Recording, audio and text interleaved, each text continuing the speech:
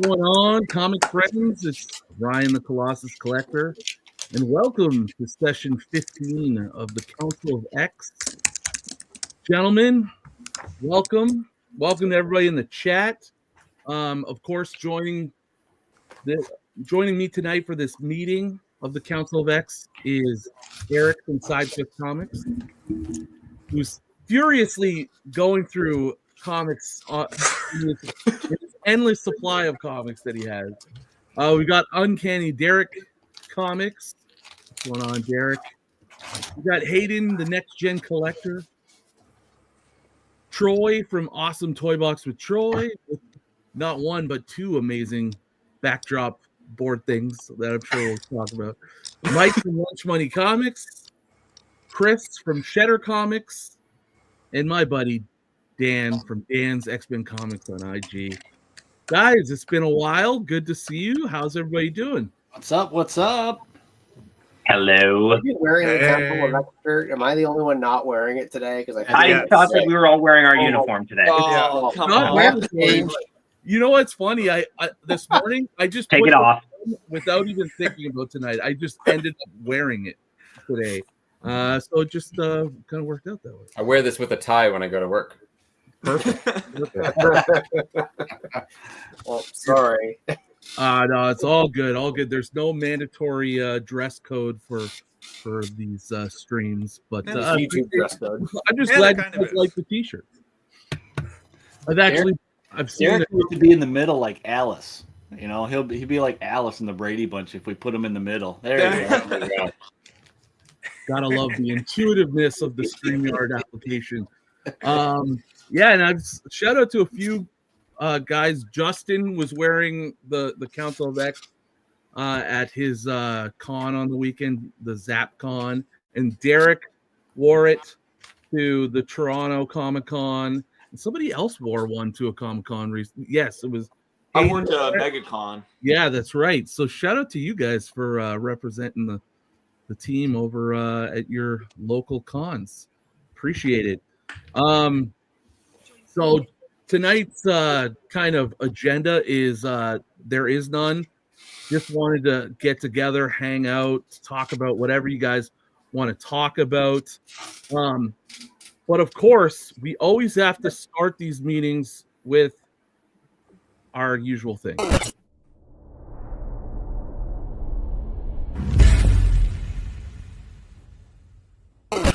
Hi, I'm Chris Kramer. This meeting of the Council of X is now in session. Never gets old. Never gets old. Love it. Mr. Claremont, the man, the myth, the legend. All right, we've got folks in the chat. We've got Derek. He's here. He's in the chat. He's everywhere. He's in the middle. We've also got Chris Parker. What's going on? Comic book people. Thanks for being here tonight, Chris. We've got a bunch more of our council members here.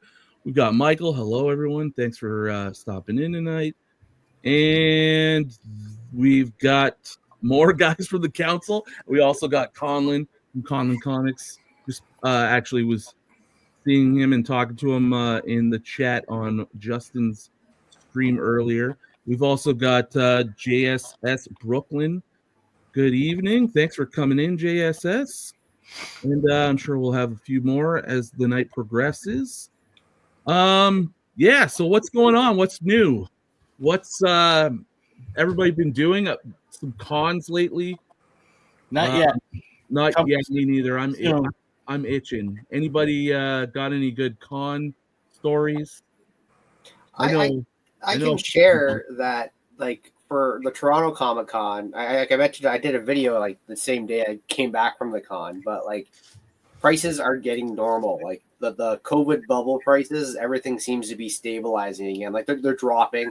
And so if you're not in a rush to get certain books, like you can still hold off. The prices are dropping. And I mean, the economy, obviously that's a whole thing. Prices should be dropping further if everything keeps going the way it's going. So in a way, it's becoming a buyer's market, guys. It's getting good. I'm excited. And especially cons, right? Because cons, they're like on a 2-year, 3-year delay on those prices, right? So that's nice to hear that they're going down. Yeah. I drove down to New Jersey, right outside of New York, and I actually saw Justin, no good down there. He was representing the shirt. I didn't get the memo, so I looked like a fool. But yeah, I mean, it was a great pure comic lover show. Actually, my video came out today. But you wouldn't know, like, anyone said there's a downturn in the comic market. People were buying like crazy. Like, I mean, people, stacks and stacks of great comic books. Money seemed like no object, but the prices were good. Like, you know, like Derek said, like, they weren't unreasonable at all. Everyone was willing to negotiate, and that was nice. And this is the beginning of sort of con season, which I'm kind of lamenting a little bit because I'm looking at like the schedule ahead, and they're every weekend or every other weekend. So you got to pace yourself, I feel like, a little bit, but I'm excited. I've been a little more excited now, I think, than I have been in years past. So it was good. It was good to drive and see new people and see a different part of the country and see that it's strong everywhere. You're obviously in the corner of the world where there's just cons every weekend. Every weekend. Yeah. I don't quite have that luck here, but not that I could even handle what you going to all those cons. I don't think I could pull that off. Both in physical spirit and my wallet, I don't think I could handle going to cons every week. Yeah. Well, I was going to SuperCon next week. Steranko is going to be there, so I'm like, I got to see my buddy Steranko again. So I got to go. See, Steranko is the one I'm hoping ends up going to gets announced for Terrificon. Awesome. He was there last year, wasn't he? No, he wasn't there. Okay. Because I really would like to meet him, but he seems like he's like an old version. Like, you guys have seen Seinfeld, right? Like Kramer. He just reminds me of like Kramer intensified. Just the way he looks now. He's like this. I don't know. He's like a Frank Miller drawing coming to life, like a modern Frank Miller drawing. You know. He's like, imagine like you took like 3 members of the Rat Pack and put them in a 4'6" man with a gigantic, like, I don't know, the cojones on this guy. I mean, his machismo is unbelievable. Yeah. He's not a tall guy, and I'm like towering over him, and like he owns the room, man. He's wild. He is wild. I hope all of you get to meet him someday. He's wild. Yeah, I'm hoping, because I mean, he's not getting any younger, right? And he's like one of the last like Silver Age masters that's still with us. So I'm really hoping that I get the chance to meet him at some point. So I really want him to sign a copy of 50. So actually, this is a pretty good point. So Sasquatch Comicx, who couldn't make it tonight, I guess, he's pretty sick the other day when I talked to him. He asked me today if I was going. He's going to be with his daughter. He doesn't want to wait in line if I was going to get something signed. I don't know what to have him signed. I got 50 signed last year. I guess Agents of S.H.I.E.L.D., I guess I should ask you guys, besides 50, what would you have signed extra with? You go 49, I guess, but I don't know.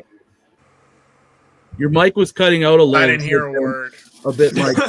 You're asking what would we get signed by Steranko? Yeah, I caught what he said. I don't like getting my book signed. Good enough. Yes, something like that. X-Men related. I'd probably get 40. I'd probably get 49, and then just like have the pair of 49.50.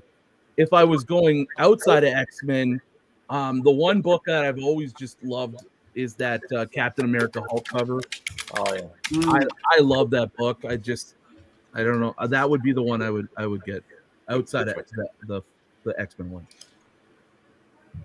That's a great cover. I love that cover. That like Hulk's like coming around the words or whatever. That is, yeah. He smashed it through the wall, and you got Bucky, and you got Cap in the foreground in the yellow. It's just like colors and gorgeous cover. I don't own it, but the Hulk annual I want, and that would be a good one too. Yeah. Mm-hmm. Can you guys hear me? Yeah. I have the John Romita Jr. version of it. Does that count? Yeah. Why not? Is that the one where the trade dress is like he's holding it up? Yeah. Okay. Yeah. Mm-hmm. Yeah. That's an awesome one too. I don't have that book either. And who was it that like redrew his face on that cover, right? Because they were telling me that, or I probably learned from like Mike about The how cat book. or Chris. Yeah, I forget who that was too. It's it's the Hulk one, right? The cat Hulk one. Either Bushima or Ramita, I feel like one of those two. Yeah, Bashima. I was gonna say Marie Severin because she did a lot of redraws for that rings a bell. He's the guy. Yeah. It does. That rings a bell. I just can't remember now. I can look it up. Yeah. Sorry. Yeah, somebody Google it. Somebody. Yeah. Someone tell us. Yeah, so like I would love. That's kind of the one guy I'm really hoping, praying that gets added to Terrificon, because he's from your neck of the woods, right, Mike? Like I actually don't know. I know he doesn't do many shows. The only one I've seen him in is that one in New Hampshire, and that's it. I've never seen him do any other show around here. Well, it is Marie Severin. Well done. Who said that? That was Derek. Yeah, Derek. I thought. Yeah, Ding, ding, ding. Sounded familiar. Marie Severin, under appreciated artist, I would say. 100%. She did a couple of the X-Men books too. I think she did 65 and 60. No, 65 was the one with the Xenox, the alien on the cover. Like the one where Professor X came back, and she did another one as well. I can't think of which. Oh, it's actually, I think it's a book I'm about to show you. I think it's this one, Derek. Eric's got. I just had to have it next to me.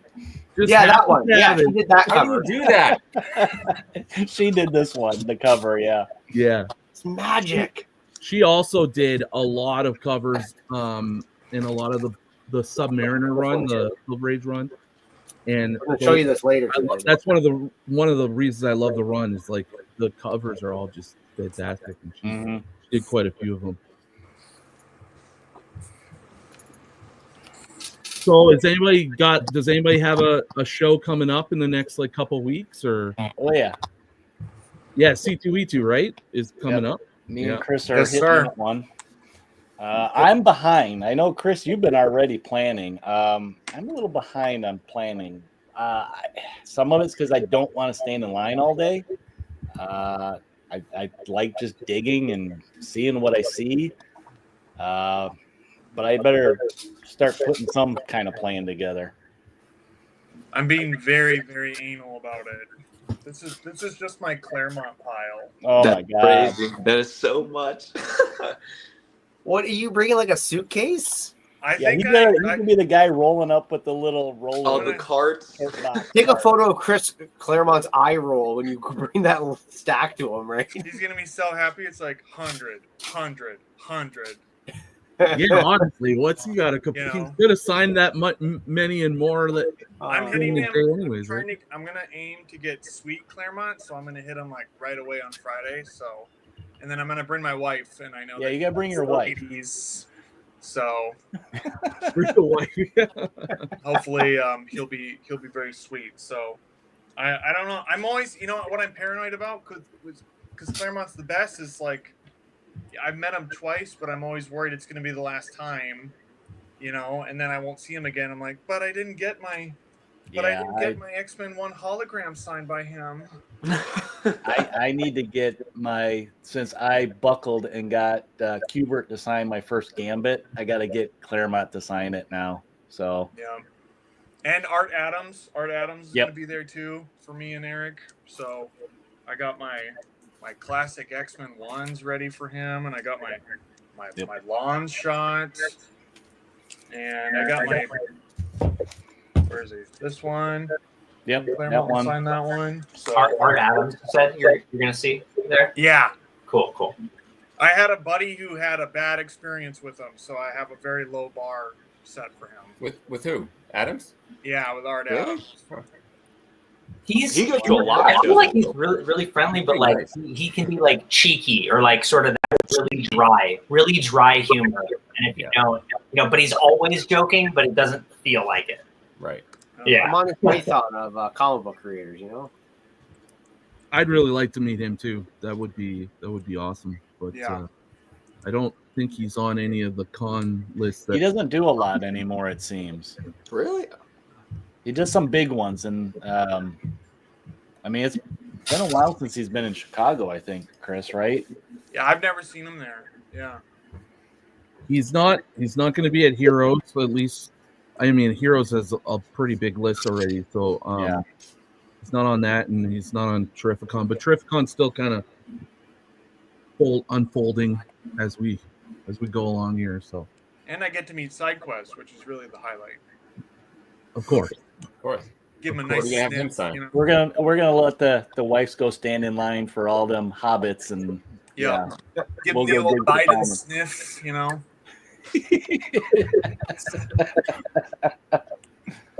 Oh, that's awesome. Make sure you get that on camera. We All right, would all all really appreciate watching that Biden sniff.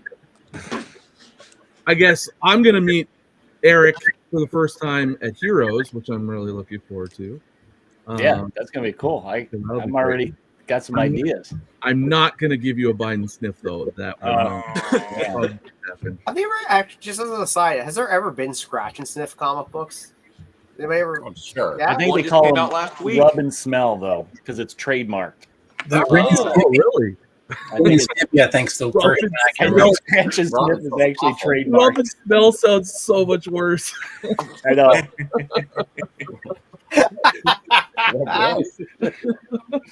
Wait, Confusing see with the one that 13 came year out old kid last playing this week. comic. Rub and smell. Last week a rub and smell came. I don't even want to say it. I feel bad saying it. Yeah, it's a good one. I was gonna say, yeah, the Harley scratch and sniff came out. Is that the one, the fart issue? The Yep. Christmas one from last year, the Silent Night one DC Yeah, that one- did, they had a variant cover where he rubbed his nose and smelled like peppermint. Wow. See, if it was a Silent Night and if it was a farting one, that would be really funny. Yeah, that's- but apparently, that was a missed opportunity. Smelled like that old He-Man Stinkcore. Do any of you guys do you have a rub and sniff? That's very. It doesn't get better. The more you every time you say it, it's awful. When's the last time you guys rubbed and sniff? Oh, man. We're all 12-year-olds. What was it again now? Scratch and sniff and then rub and smell? Rub and smell. Yeah. Oh man. Change the topic, please. I didn't Sorry, want I to get asked. food. That's so funny. Yeah. So what are you guys I wanted to ask what that's a personal question, right?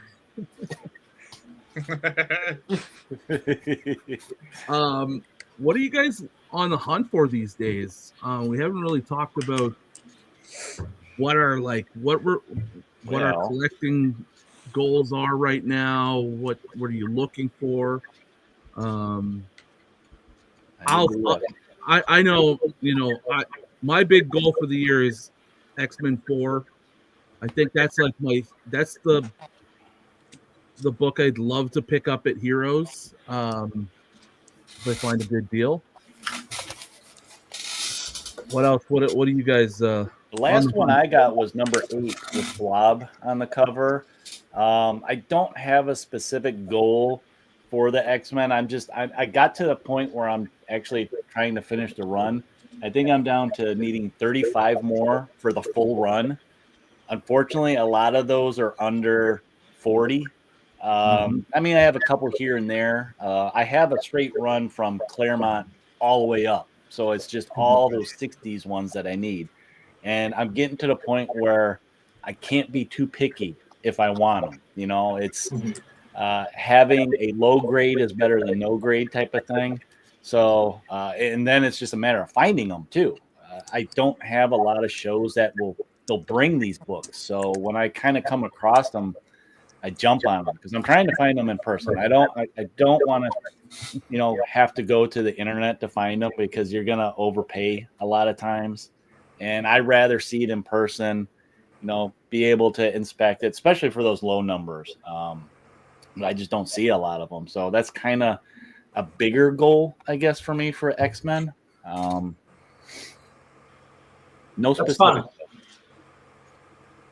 Yeah, it's fun to find those, to find them there in person. It's that's well. I'll just transition to me. I was doing the Mark Jeweler thing pretty hard, and I still, when I'm in person, that's pretty much what I plan to do at any con or anywhere where I'm looking in boxes is pretty much just like looking for the Mark Jewelers because that's just exciting to find that.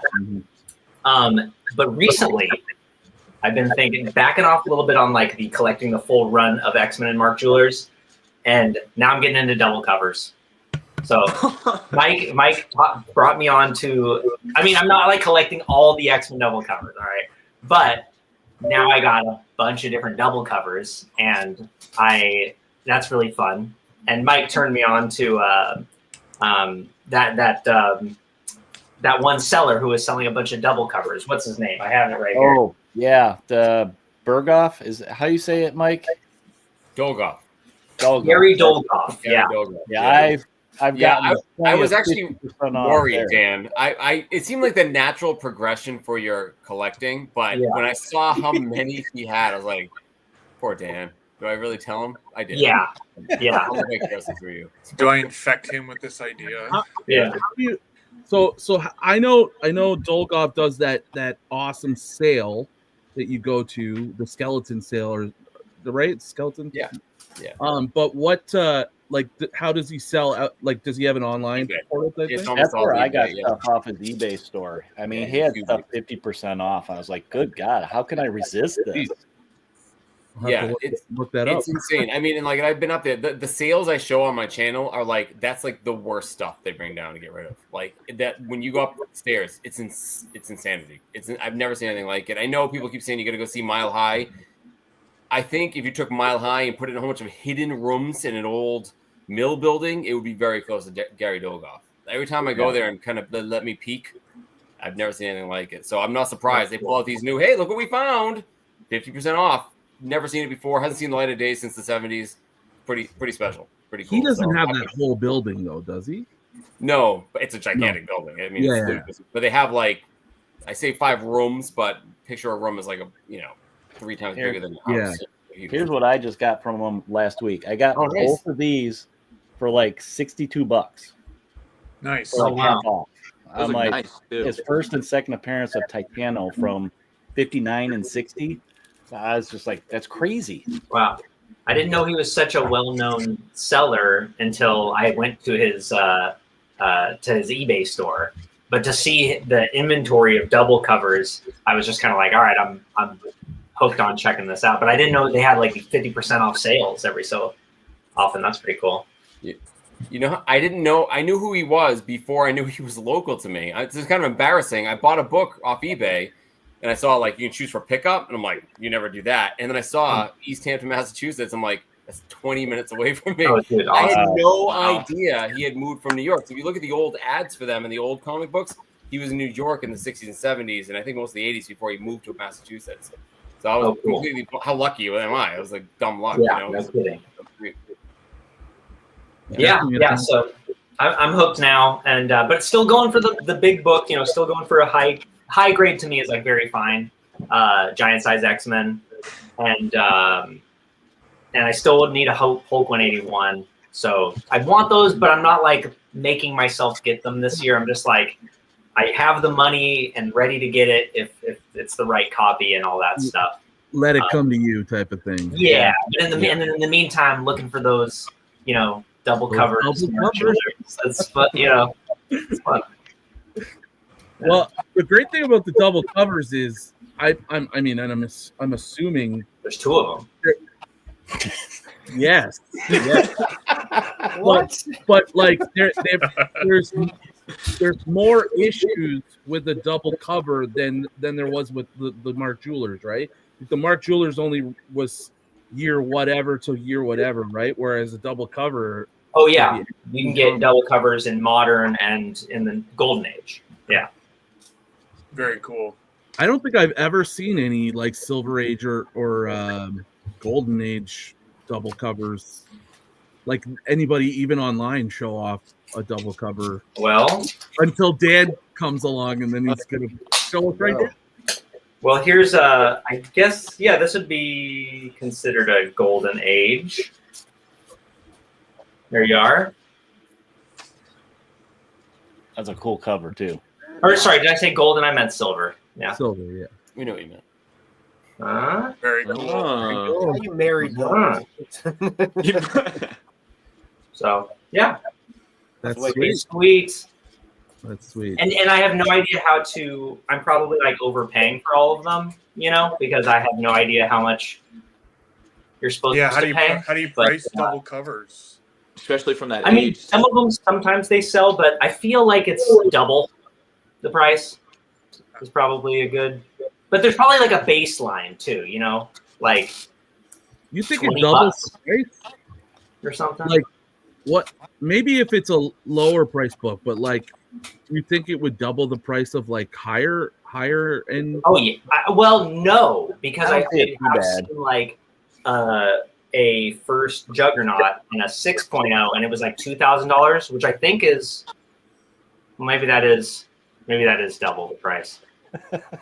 Okay, so Dan, do you have any double cover? Dude, I know. Yeah. Jewelers? What's that? Do you have any double cover Mark Jewelers? No, I've been buying a couple, but I would just be like going. If I got it now, I would just be going for any issue. Trigger him now. But I will definitely, if I see a double cover and a Mark Jeweler in that X-Men run that I like 94 through 142, like I would definitely be a bidder on that, Yeah. Explode. Yeah. I would explode. Yeah. I love it. Nate, what's going on? What's on, Nate? Good to see you. So yeah, going back to what are we hunting? Troy, I want to hear from you. What are you looking for? Because you're always just getting stuff all the time, like amazing foldable accordion backgrounds. Only somehow you can find. Yeah. Are you looking for anything specific? I think my next thing on I need Wolverine 8 to finish the Wolverine run. That's the only one. And I went to Indianapolis Con, 2 weeks ago? I think it was now. And literally, they were just way overpriced there. If I felt like I noticed keys, we're talking about prices are going down. Keys are still staying everywhere I've been. It's the run filler and stuff like that. You can buy dirt cheap. I mean, if you're paying good for run filler, you're messing up. But yeah, at the last two cons I went to, keys are all leveled out. I don't think they're going down anymore. I think the keys are if you can find it, get it. But but again, different parts of the country, different ways. But yeah, I'm sure it depends on the keys that you're looking for, right? Because I've been tracking the two books I'm going after, and I felt like December or January were my best chances if I consider if it's not going down anymore or whatever. But they were going down, now they're going back up. But it's such a slight difference, and it doesn't depend on the key itself, right? Right. Yeah. But in general, you're right. I feel like everybody's kind of valuing or is willing to hold on to the keys, and got to pay that price for it. But the run filler stuff, it's easier for folks to let go of, right? See, y'all. Actually, I don't know if you guys know, but I'm from Indiana originally. That's where I was born and mostly raised. I was at a Half Price Books looking around, and I hear this guy talking. I'm like, I know that damn voice. And it was Comics. He was sitting right there in the same, what are the odds we would both be at some Half Price Books in Greenwood, Indiana at the same time, with me being from Texas. And I guess obviously that is pretty wild. It was kind of neat. Small world, man. Small world. It really is. When was that? Oh shoot, I don't remember. It's been a little bit. He probably remembers better than I do. I'm old, remember? He's younger than me. He should have a better idea. That is pretty nuts. Let us know, Nate, when that was. That's cool, man. That's cool. I love when stuff like that happens. Chris, so you're getting a bunch of signatures from Chris Claremont, but what are you looking for? What books number one are on your more number ones? I know you. I want Jim Lee one. I want a number one double cover, Dan. So if you find an X-Men 191 double cover, you gotta hit me up. Yes. Because I have that on eBay, and I have X-Men 1 double, but I always get the gatefold. Yeah, no, totally. It's so hard to search for that one. Yeah. You know. I've seen them though. There's Magneto ones out there. Okay. All right. Okay.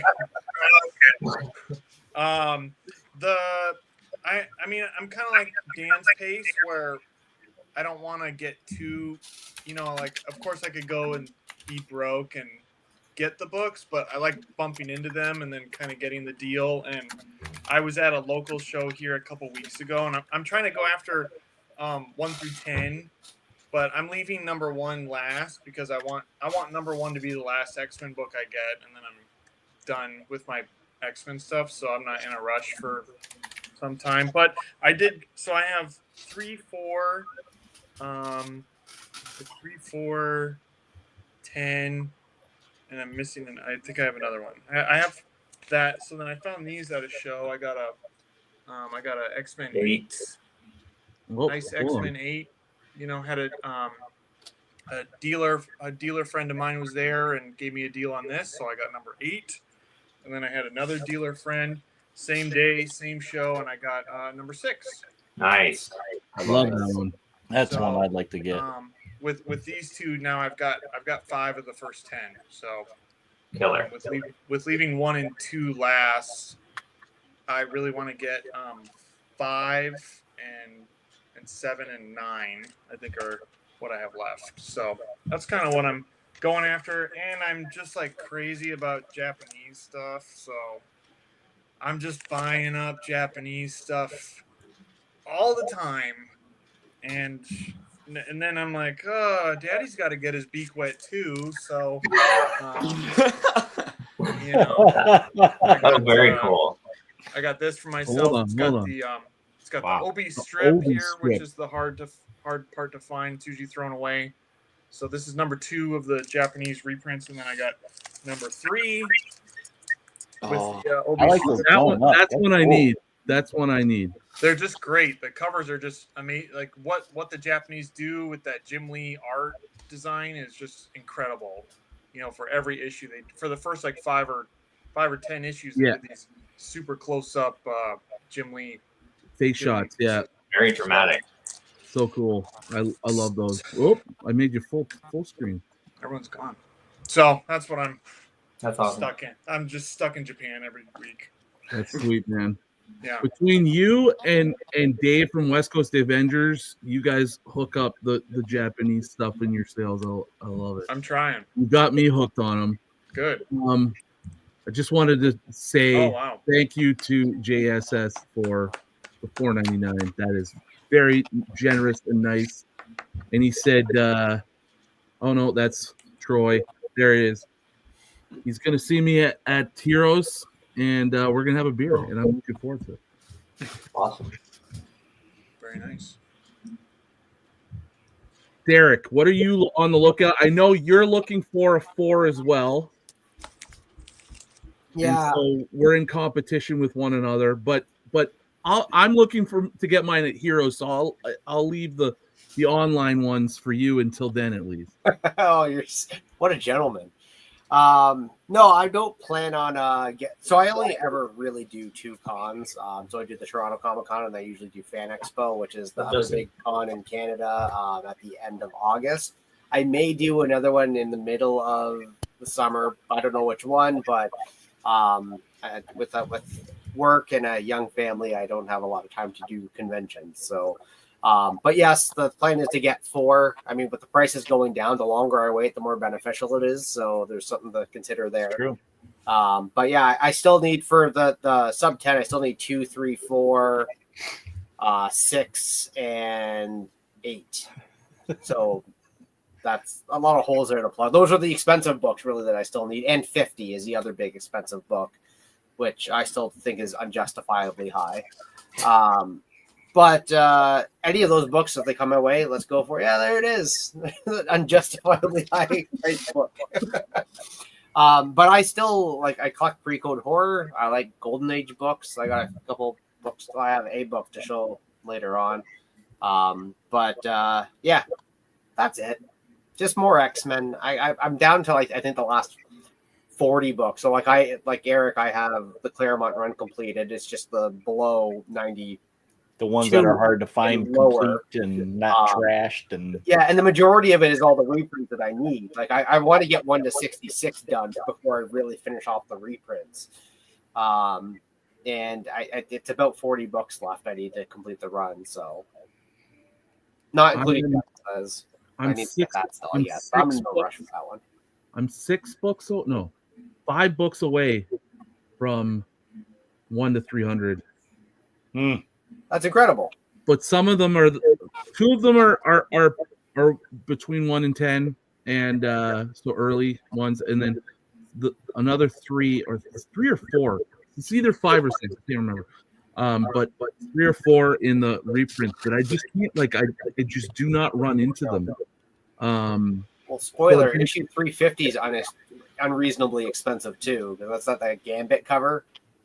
350. Well, that's outside the run that I'm collecting currently. I mean, when you get into it, it's expensive for no reason. Inevitably get into it, which is so true.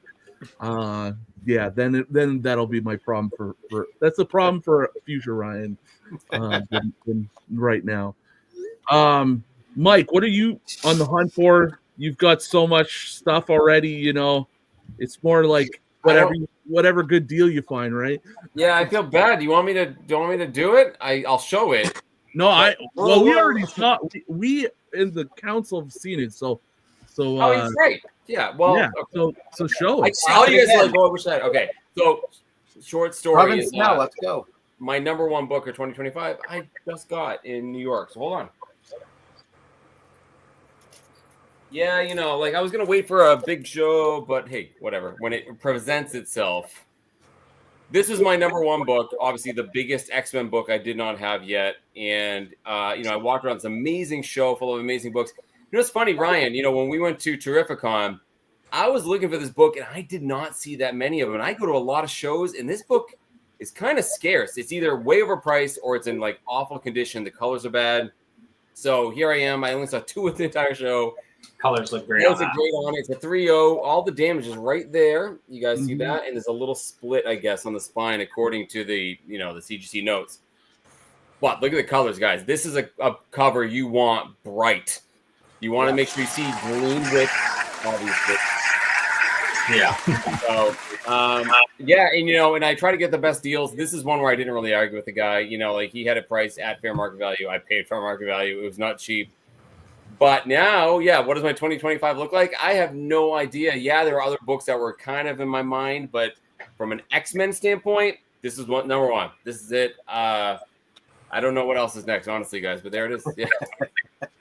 Amazing. So, I'm pretty happy. You know, like when you spend a lot of money, you have buyer's remorse. Even when it's a book you want, sometimes you're like, man, it's a lot. 0 buyer's remorse. None. Could be. None. Every time I look at it, I'm like, heck yeah, man, this looks so good on the shelf. I'm so jelly. I'm so jelly of that. You got a good book, though, Ryan. You also got a good book. Oh, I know. And I'm not even showing it tonight because I got to put it in a video. Well, maybe I'll show it. I was going to save it for a video, but you brought it up. So Sorry. No one watches this. I kid. Justin Birch, what's going on, man? Yeah, I'm so looking forward to getting that book. It's a cool book in hand, man. It'll be fun. I haven't really been buying the book I will show. I actually got through trade, because I basically not bought anything for the last almost 2 months. But I have a bunch of stuff I haven't done videos from back in January and early February, so I still have content coming up, but I haven't been buying much of anything lately, which is hard. Yeah, lucky you. I can't do that. I really want to be buying, and I'm just in a just a tight window where I can't be doing it until next month. Then I'm gonna just splurge like crazy.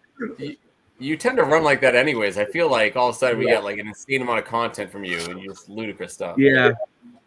But I mean, honestly, at the start of the year, I was buying a lot, and then I was like, oh, I gotta kind of clamp down for a few months, and so I'm in this period of time where I'm just dying to buy stuff, but I can't until. Quick shout out to Justin, No Good Comics, fellow council member, took the picture for my thumbnail for that comic. But he was there when I got this, so it was fun to share that with another council member at the time. It was pretty satisfactory. Yeah, pretty exciting to have that book, and it looks so good, man. I swear, you always find these X-Men keys with like absolute amazing color. I'm picky. Your X-Men 1 was the same thing. It was just like, man, look at the color on that. I'm picky about color. Yeah. Haden, what are we looking for? What's on the hunt list? Let's see. The big three this year is a 101, X-Men 101, a 129, and then an X-Men 11, the Pressman variant that I click on those notifications on eBay faster than I do my own girlfriend when her name pops up. I always I heard that wrong. Yeah, that was. We were back in the gubbin smell mode. Yeah, I just remember, I can't remember how long ago, but I sent in the chat for Dan's approval. I'm like, hey, Dan, is this the Pressman a good price? It was like $70. He's like, I don't know. I don't know if you've looked recently.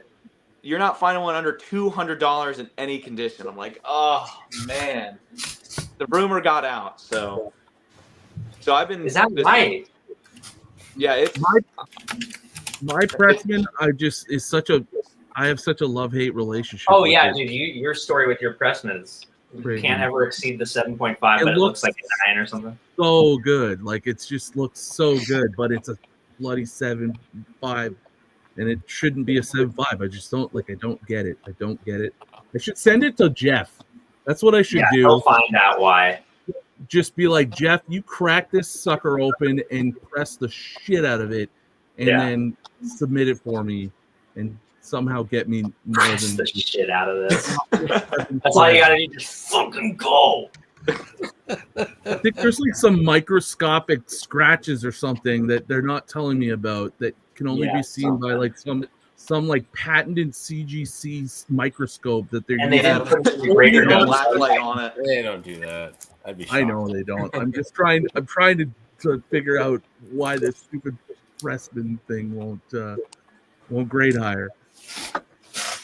Yeah, but I wanted to just quickly touch on what did everybody think about this X-Men lineup that we're about to see in Doomsday? I know Derek's like chomping at the bit to talk about the MCU, but we don't have to dwell too long on this. But anybody? Wait, were the characters revealed in that like the chair thing? Okay, because I don't know. Yeah, I've been avoiding anything spoiler wise myself. I know about the commercial. I just didn't recognize it. We'll just leave it. We'll leave it because Derek's melting out of his chair. He doesn't. I'm cool to find out who's in it, or if you guys want to do it. I think Eric just said he's not even doesn't want to spoil anything. Oh, got you. I know Mike doesn't like to spoil things, but I do know. This is my non-spoiler reaction. Unpopular opinion. I don't like it. Who cares? I don't care. Yeah, no. I mean, it doesn't. Yeah, that's where I'm at. There you go. All right. Well, the council is not impressed. Didn't move the needle. Wait, Chris, you're upset too, or you're upset with Mike? No, I agree. I agree with Mike. Oh, okay. All right. I as well. And Derek too. We all agree. There we go. Okay. Now that would move the needle.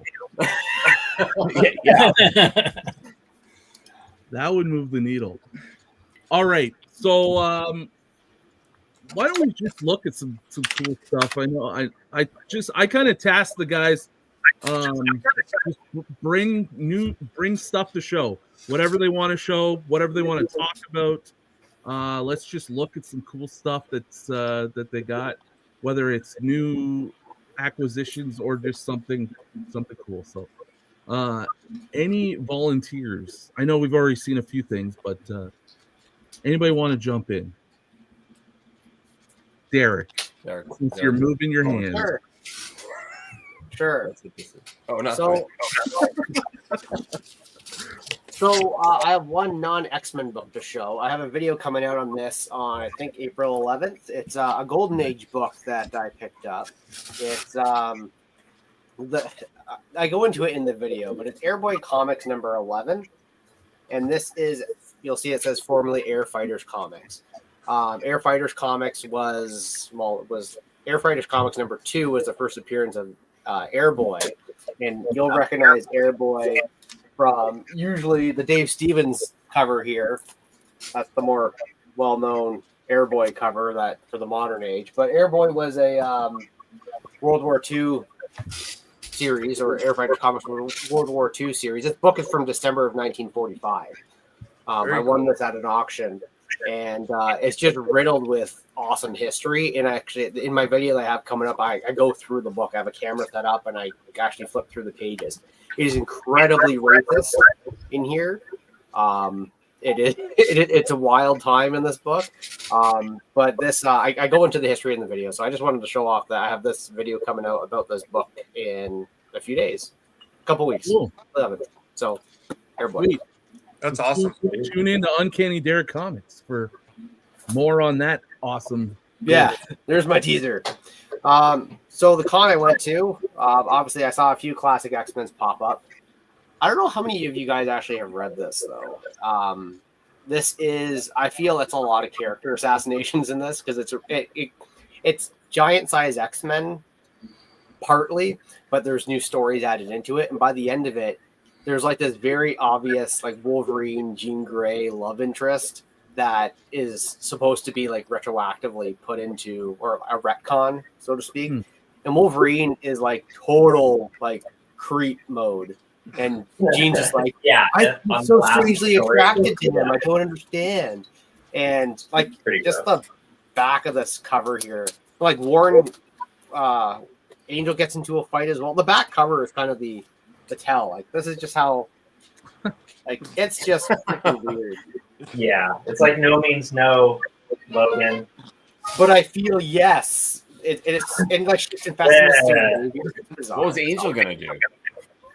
So he picks He's gonna punch him in the head with 2 hands. Yeah. Wolverine throws up against a wall. You know. And like there's the Iceman's attacking Thunderbird. It's a dumb book.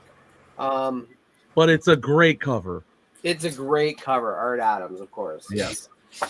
I also grabbed the Top Cow variant from Messiah Complex. I don't know if you guys have ever read the Messiah Complex series, but like, in my opinion, this is like X-Men at its peak. This whole run with like Ed Brubaker, and then there was Yost and Kyle and Mike Carey, all during Messiah Complex, all the way up to Second Coming. I think was just incredible, fun stories. And anyway, this is the Silvestri cover variant that Top Cow did for Marvel. So I thought that was pretty cool. Let me just minimize this and put there. Black screen. So real cool Silvestri cover. His birthday today, 66. Happy birthday, Mr. Silvestri. From Uncanny Derek to you. From the Council of X to the one and only. Great Top Cow. Next up was I picked up X-Men number 52, this Marie Severin cover. This is the one where like this is Eric the Red, but it's Cyclops. But then in issue number 97 is the Shi'ar Eric the Red that is an alien that has the same costume as Cyclops as Eric the Red. I don't know why this exists. That is one of the weirdest first appearances that's not really a first appearance. No kidding. So I actually reached out to Brian Cronin at Comic Book Resources because he has like a series that he does about like trying to figure out like mysteries solved, comic book mysteries. And I haven't heard back from him yet. I hope he's doing some work on it. But I'm like, can you figure out why this happened? Like, what is up with this? Two Eric the Reds. One spelled Eric with a K, one's Eric with a C. It doesn't make any sense. The guy to ask would actually be Claremont. That would be a great question to ask Claremont when you meet him. Maybe because he didn't do this one. That's, no, but he's the real Eric the Red. When they brought him back, that would be like, ask him like, so what was the deal with creating a new Eric the Red? Like, Was it Sure. just taking it from the original story, or I thought it was just like retcon, because they wanted to have Cyclops pretend to be him, or I don't know the story behind it, but I thought that it was just like already the knowledge was out there. No. Well, I mean, this is 60s X-Men, and then the Eric the Red was like late 70s X-Men. Like the Shi'ar Eric the Red, so I really have no Cyclops idea. dressed like Eric the Red was the first part, like the first time there was an Eric the Red. Yeah. Yeah. This is the first Eric the Red, but it's Cyclops. Right. But then there's an Eric the Red later that's not Cyclops, but wearing the same clothes. So And Cyclops they knew never- about Eric the Red the whole time and just thought that would be a perfect outfit. But I don't think they ever explain that in the books, right? Like, They don't. Yeah, Not so, the- So weird. it's this weird thing that exists. And it's not like, if you try to if there was two characters named Angel, for example, and they had different costumes, but like it was just why the exact same costume? Yeah. Like, why the red bondage on both? Maybe he was a huge fan and he's cosplaying him. He's like, you know what? I'm going to make a real. But it's like It's a funny Yeah. one for sure. And then lastly, well, this is the second last book I'm going to show. One of the big book I got at my con was X-Men number 12, First Juggernaut. Yeah. So this was a big pickup for me. Obviously, one of the bigger books I needed to grab to fill the hole. Yeah. Wow. And yeah, I after further inspection, I'd say it's a solid 4 or 5. The staples are like mint. I swear this book has not been opened, but it clearly has been opened. I don't know. There's a slight water damage on it. Like, it does need a press. A press will definitely knock this up a couple grades, I would say. But Derek the Red, nice work, Justin. But yeah, this was the big pickup. But the last book I want to show is I actually am in my YouTube channel. I am on my way to getting 1,000 subs, and I'm gonna have a video out in a couple days about this. But I'm gonna be giving away a comic book, and it's gonna be kind of a pseudo big comic book.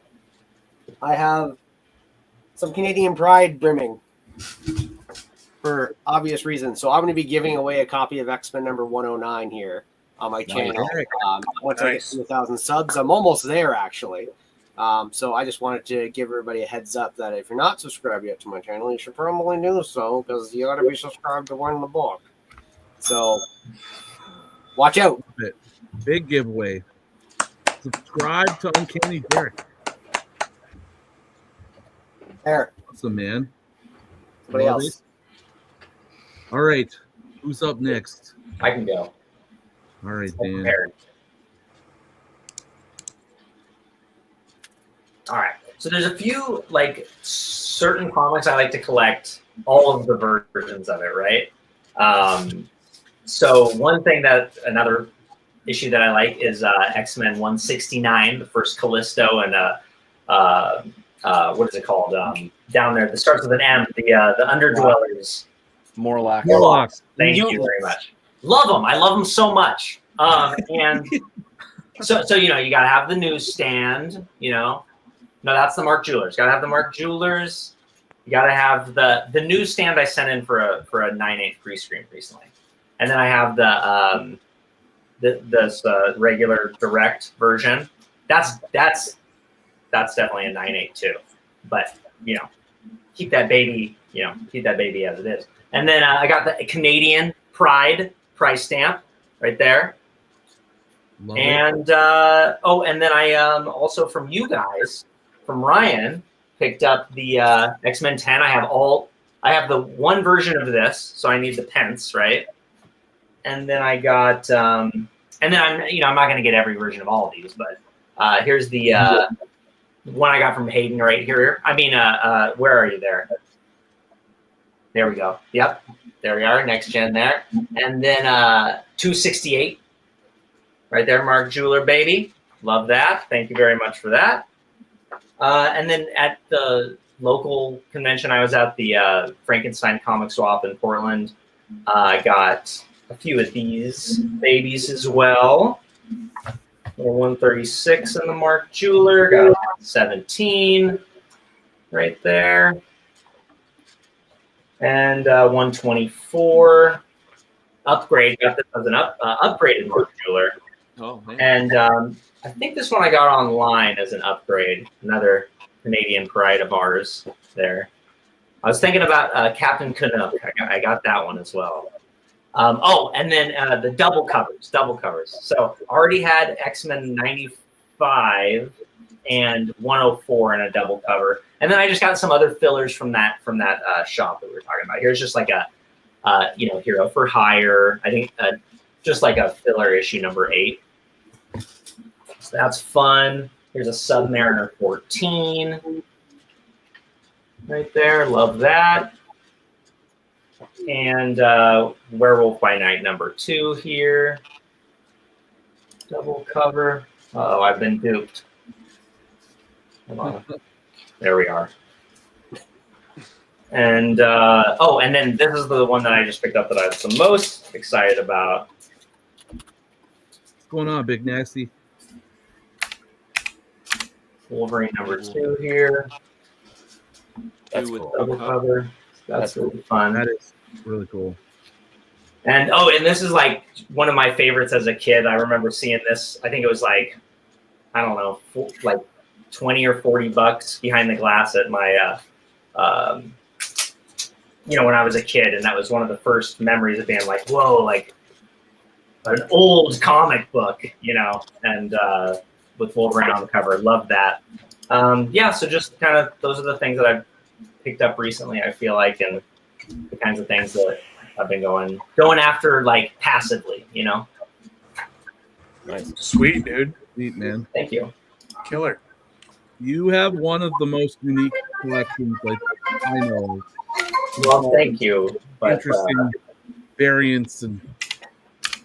Yeah, every time Dan's about to post on Instagram, it's always going to be something you've never seen before. So. Oh, that's very sweet. Very sweet. I feel like I'm just copying all the people that I see that have these the really wild things, right? And I'm just like a miniature version of it. But you're right. Like, had I thought about would I ever have these last year or the year before, it's like not really.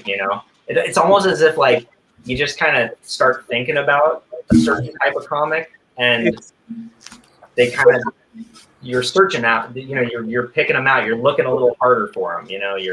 You're finding those things. So it's funny because like Mike also helped. You guys helped me find this. In sort of your like, I don't want to say confusion, but like not knowing where to go collecting wise, you've sort of like fallen into this interesting niche that you're in. It's cool. Yeah.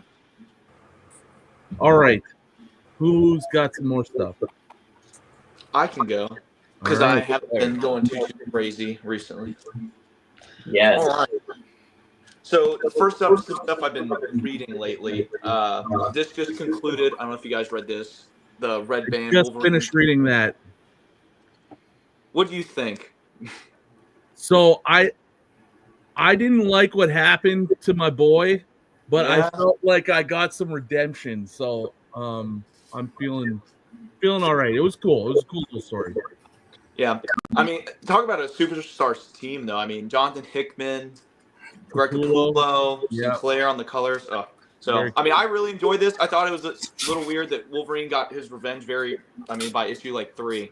So then everything else was kind of just built up to the end. They kind of dragged that series out a little bit. Yeah, like I felt like issue 3 was kind of like the climax, and then the rest was just kind of like fluff. It was like weird the way they like planned it out, but I guess like the overall theme of the book was revenge. It wasn't just his, but yeah, that's why I ended up liking it. Right, like it was all about revenge, and the name, like obviously you knew the whole like Wolverine was on this journey of revenge, but then it made it even more impactful that the whole storyline is called Revenge with what happened in the last.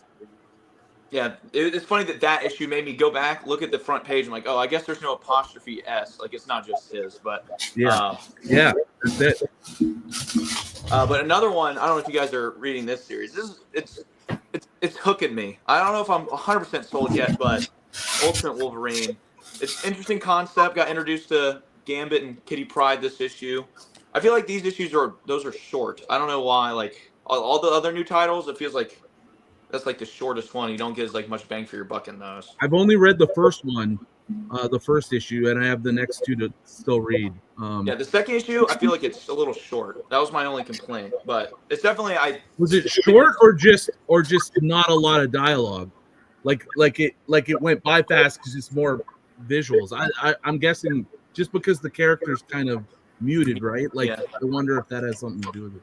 But I've only read the first one, right? It does have the second issue has a really neat full double page spread in it, but like sometimes, I mean, it just kind of takes away from what I feel like these early issues needs more lore building. I don't know. That's just my personal opinion. I'm just some guy in his room on a couch. What do I know? Hey, man, your opinion's just as good as anybody else's. Some would say mine's better, but keeping it once again, Wolverine in my readings, I finally picked up this and read this for the first time. So now I have a newfound appreciation for Kitty Pryde. So this was a good read. That's a great miniseries. Yeah, I am not very excited the fact that they're revisiting that. I don't think it needs to be done. Is that right? No. Yeah. They're revisiting that. How? I have no clue. I think Chris Claremont's writing it, but they're gonna have a new miniseries or something. I don't know if it's in between issues like he's done in the past or what. Well, every time Wolverine got like a new young kid or young pup, like they kind of did a mini. Like they did that with Jubilee as well, if I'm not mistaken, right? Yeah, they did in the 90s. So like, is this them? I'm not following the new Wolverine at the moment. Is him and Kitty like getting back to things again, or are they? Okay. I just want to revisit a popular miniseries. I'm so behind on the Wolverine books right now. That's another one I have so many issues to read. Yeah. But there's some other random stuff. These are all from fellow council member Sasquatch. He has these shows. If you guys aren't going to his Whatnot shows, he just fills up these flat rate boxes full of like absurd amounts of books and they go for like $30 to $40. You get like 50 books.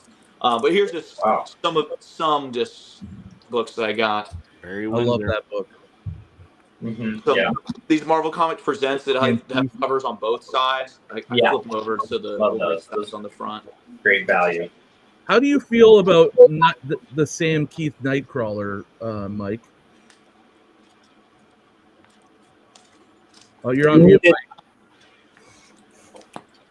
Sorry, muted? Yeah, there we go. You think after 5 years of remote work, I'd know how to do that. So at first I hated the Sam Keith Nightcrawler when I first saw that trading card from Marvel Series 3. Yeah. I warmed up to him. Same thing with the Wolverine. I warmed up to it, and I wouldn't say I love it, but it definitely harkens back to a time of innocence in my youth. So I don't love it, but I appreciate it. It's certainly a style. It's an aesthetic like Scotty Young now, you either like it or it's not really your thing. It's fun. Yeah. And then another just random book that I just kind of like love the cover on, and crazy like early 2000s title on this. In this issue, the meanest, ugliest, most deadly aliens in the galaxy. So just, tons of adjectives. So 90s that art too. And then the last three here, if you follow me on Instagram, you've already seen all these, but picked up one of these, David Nakayama, these Hellfire Gala. It's not the fact that I'm like a variant guy, it's just the fact they look like a magazine. Yeah, those are awesome. He makes a ton of these, so I'm looking for Rogue, #1 girl. Got to try to get hers. The Storm one's really neat. Even Gambit's got a pretty risque one, so... And he actually double commented. He commented and then replied to my comment. So shout out to hey yo. Got the double comment. And then got the first appearance of Colossus' favorite character. Yes. I love it. I actually just got a copy of that book recently too. Yep. Jubilee. Yep. Got this at a sidewalk sale. It was not a whole lot of people showed up because it was pouring rain. So it was like the one vendor that brought a tent. Yeah, but this is like a really high grade copy, and they only had it for like $25. And I bundled it with a bunch of stuff, so I got it for even cheaper. Nice. That's a good deal. and then the cultivating Silvestri right here. Oh yeah, Beautiful.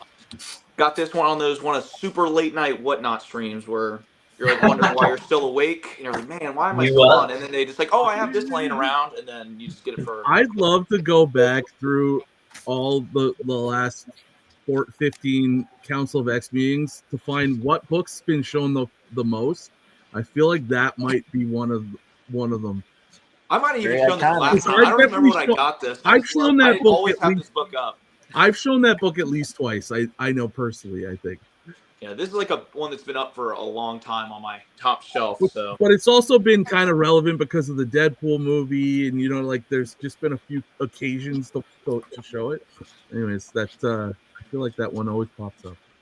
I know if I ever meet Silvestri, this is definitely one of the books that's coming with. It's a great one for a signature too because there's like a decent amount of there's so much open room on the face. The right side, and then the main part of it's all dark too. So if he uses like a brighter one, but like I would love to get like a neon. Oh, there you go. Yeah, I'd love to get like a neon yellow marker. Oh, or get Silvestri to sign right there. That's sweet. A neon yellow paint pen would be so. Oh, the pop-it, yeah. That's when the signatures. I'm always thinking like about the paint pens because they can really like enhance. Oh, they do. But they're dangerous, man. As you guys know, I got burned on that. Yeah, the one paint pen signature I have is Todd McFarlane, and I literally Justin knows what's up with that. Yeah. Damn. Yeah, Silvestri was at Fan Expo. I met him last year. I keep missing him. But this year, I'm definitely going to get some more stuff done. I'm hoping I could get a commission from him, actually. But that would be insane. See what the payments are on that too. All right. You know what? I'm going to go. Good. You're the boss. Oh. Okay, so I actually don't have any comics because I haven't been buying a lot of comics. Actually, I do have one comic. I did say I was going to show that. But I haven't shown these on the council yet, so I thought this would be a good time. I was talking to Chris about this when I first got them, but I got somewhat recently this Jim Lee X-Men card book. Nice. Oh, cool. Right. It's like all the cards in it. I've seen that. Oh wow. It's like a small hardcover book. Toilet book. All that hardcover. A rub and smell book. Yeah. Exactly. I love it. That's cool. Dust Every jacket. end of the book is man. And then at the back of the book is even some cards. Oh, wow. Oh. Yeah, so pretty cool. Little Amazon buy. Oh, Amazon. I'm curious if those cards you got that too, huh? reprint or are they considered like I got original? I'm not sure. I also got this book, Classic X-Men 1970. I've been wanting to pick that up. Behind the scenes of the creation of the all-new X-Men. Yeah. By David Morrow Fernandez. Look at the art. I've like Alex Ross. Let me know how it is. Ross? No. It's not Alex Ross. Oh, that's Storm. Awesome. Berto Martinez. Okay. Man. Well, the guy runs. Send that back again. He runs the Classic X-Men Instagram channel, and he wrote that book, and he has I follow it. Yeah. Look at that. Look at that, Mike. Look at that. His eyes are yellow. Oh, so picky. I thought that was so cool, though. Love it. Yeah, so cool book. I have not read it yet. I need to get into it. And then Chris, you were talking about Japanese X-Men. Oh. I bought a volume of Japanese X-Men manga. You guys are in sync. We got the same books tonight. You're in sync. Cool. You got to let me know if that reads well. I keep seeing that every time I go to the bookstore. I haven't read it. I didn't even realize when I bought it that it was like actual manga style. Manga style. Yeah. I also got Volume 2.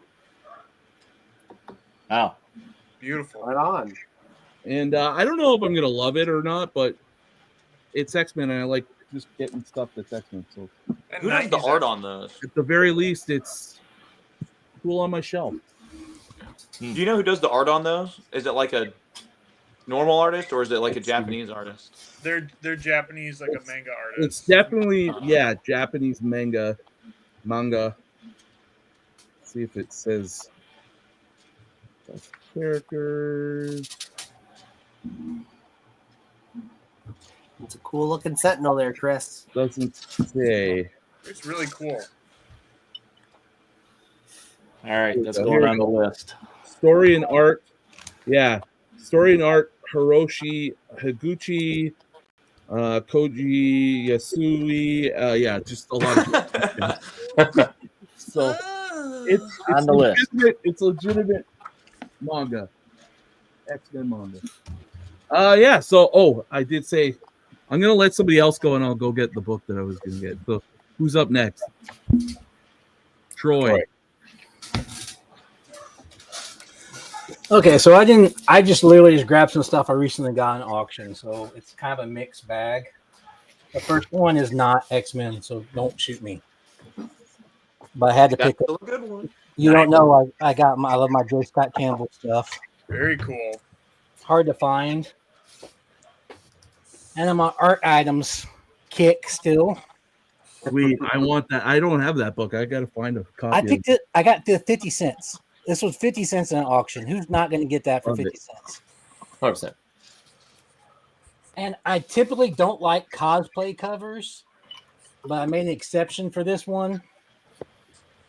Oh, I don't know why. made an exception. Hide your kids. What Here's your rub and cover. Everything's covered. I don't know why I like it so much. And another 50-cent pickup. I thought Ryan would probably like this one. Colossus Yes, #1. I have a couple copies of that. Troy, just curious though. I assume that last Psylocke one, there's like 2 other versions of it, and you got it right. I guarantee you. You No, I got it didn't. right. I just got that one. DM me later, bro. Is that's not art term, is it? What? The Psylocke? No, I don't know who that is. I'm afraid to open it up because I don't know what's on the inside. Fair enough. Yeah, it looks a little bit, a little more than what art term usually endows them with. Hayden's probably gonna like this one. Oh, yeah. It's the Virgin cover. That's cool. And then my man Dan hooked me up with what I showed earlier. Yeah. X-Men 50, finally got it. And I actually do have a line on a 5.0 X-Men 50. I might be trying to snag soon. Wait, the ham radio went out there. What? What did you say? There was like the applause took over. Oh, I have a line on the X-Men number 4 and a 5.0 that I might be picking up. Oh, nice. Very Actually, the guy has 3, 4, 5, 8, and 9. So, and he's a good friend of mine. So I'm hoping that he'll work with me on them. Okay. And the last thing I picked up was the Extinction Agenda soft book. Cool. Great story. Probably the last good crossover I think I've ever read because it was just totally contained within the 3 titles. There wasn't all the randomness that they threw everywhere else. And that's it for me. That's all I got. Hey, quick question, Troy. Going back to that Rogue one, have any of you met David Nakayama at any show? Is he like a West Coast guy? No, he usually is like one of those guys that partners with like a big like comic retailer. So like at MegaCon, like he wasn't in Artist Alley. He was out in like the main show floor. And, like the millions. Unknown of, like, Comics, I think, is one that he partners with a lot because he does a lot of their variant covers. Yeah, I'd love to meet him sometime. I really like his work, but I've never seen him anywhere on the East Coast. I guess I'd go all the way down to Florida if I had to, but good to know. That's a great cover. Maybe he'd do like New York Comic Con, something like that. I would think he would. Yeah. Those bigger productions. All right. Just, I think he might live in Hawaii. Now that I think about it, I feel like I watched him on a podcast and he was not in the United States. Eric, I know Eric's got stuff. I got a stack. Yeah, I'm gonna start off one that I'm gonna give a shout out to my boy Chris at Cheddar, because I am not a Simpsons guy at all. But when I saw this on one of his sales, I had to have it. Oh, that's cool. Oh, very cool. I was kind of laughing when I saw this. I'm like, I need that. I need that. A lot of times I buy comics because I start laughing at the cover. That's what it's about, right? They bring me some kind of joy. And I love how they're kind of making fun of CGC. It's CIC and their minty fresh pages. But yeah, one for the collection. Eventually it'll probably go next to the one they're paying homage to. So the rest of the stack I have, I've actually got a nice collection of X-Men together. Nothing too new that I've been getting because I'm getting down to the wire on those bigger books. But I started putting together stuff for C2E2, Heroes Con. Chris Claremont's going to be at them. And it's like, okay, what more do I really need to get signatures for? I actually don't have any of this one signed, but I don't know if I want the Salt, because I know he is not a fan of signing those books. But I mean, I got, older ones that I've had him sign. Do I have him sign one of these? Dude, don't worry about how he feels. I'm sorry. I know. Like, if anybody it's fun when you get something that he's excited about signing, but dude, he doesn't care. You know what I mean? It's one of those, I need to decide what do I personally want signed. Because a lot of signatures I get, I don't care about getting them graded. I'm getting them signed for me for a personal reason because of something. The book meant something to me at that time. Just I do have pair it with something he could fawn over, right? Like give him the book he wants, the book you want, right? I mean, I do have some that I have to get signed. Like last year at it was Fan Expo, I broke down. I had Kubert sign my first Gambit, so now it's like, well, I got to get Chris to sign it, And I mean that can go with the annual too, which with Art Adams being at C2E2, I'm probably going to get this one signed. But then it's like I think the last time I saw him, I really debated about getting this one signed, the God Loves Man Kills. I bought this originally when it came out, so it's like, but it's Beat to Hell. Do I want a Beat to Hell copy signed? I mean, personally, it means a lot to me. This was the book when I read it, the X-Men book when I read it as a kid that just blew my mind. That I was like, oh, this is the series I want to collect. And that's the copy. So I mean, it's a early printing of this. So Eric, for what it's worth, I had him sign my copy last year. Did you? Okay. Yeah, I mean, it's a big book, right? That I think it deserves a signature. I cannot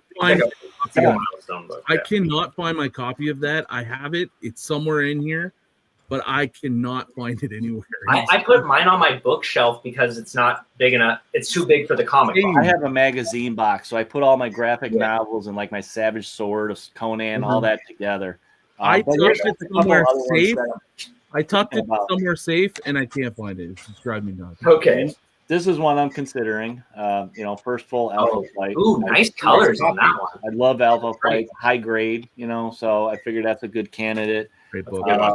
This one cracks me up. So there's so much buzz about this. I bought this. I don't know if you guys could see that for $15 back in like 1988. It was nothing back then. Do I get it signed now that it's a big book? I don't know. Yes. This was one I kind of was going to get last year, and I was like, I couldn't do it because it's one of my favorite books.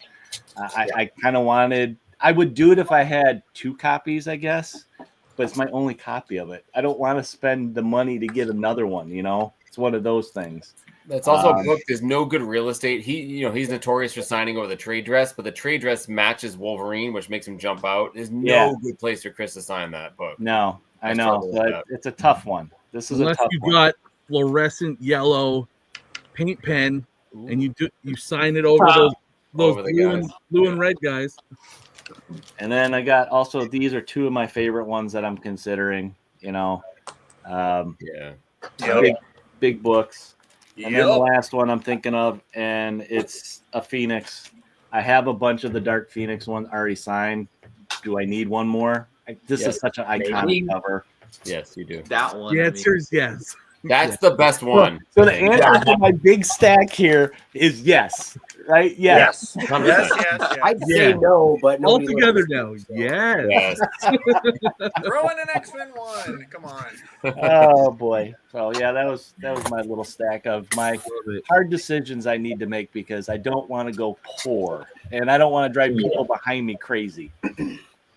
Mike, you got any more? Chris will take care of that. Yeah, I do. I know Chris hasn't gone yet, but I have some weird stuff. Do you guys want? Unless Chris wants to go next. I feel like Chris. No, you go, Mike. You guys want to see weird shit? I got my pen and my cat. I'm so safe on my channel about swearing, but on this channel, I'm like, whatever. Yeah, who cares about this channel? Right? Who watches this stuff anyways? All right. My buddy Rick, who's at a comic shop, he's also a toy collector. He got this in. Oh wow! Wow! It's a Bendham's. I had that.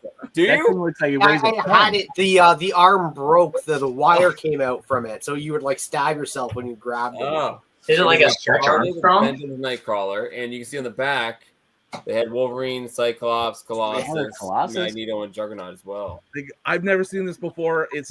I now need it. There you go, Ryan. I forgot about that. Awesome. I didn't know this existed. I thought I'd seen every Nightcrawler toy, and people gift me stuff and like bring it up, but like I've never seen this before.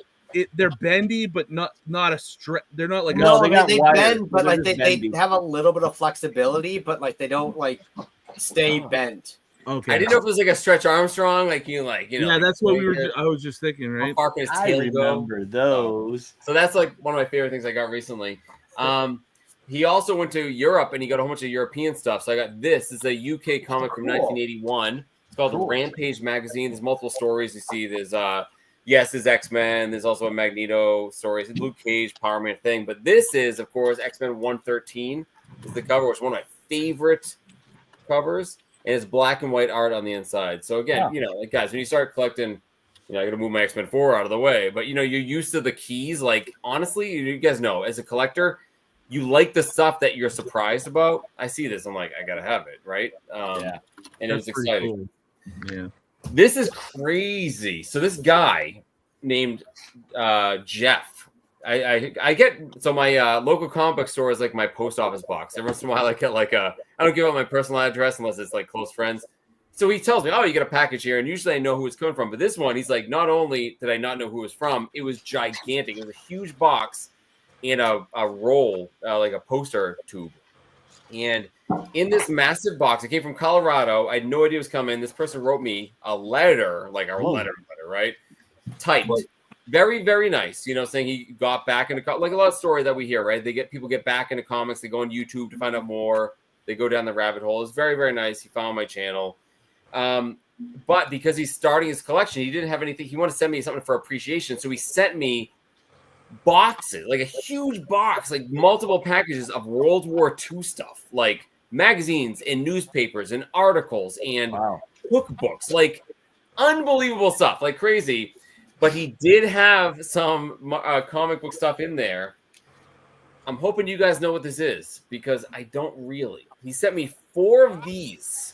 Whoa. So these are Marvel superhero portfolios from 1980. Now, my LCS, who's my mailman, said he recognized these.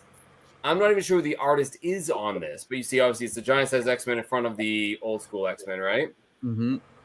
This one is Byrne. This one's Byrne and Fastener from 1979. That is cool. I've never seen these before. Nothing even close to them, right?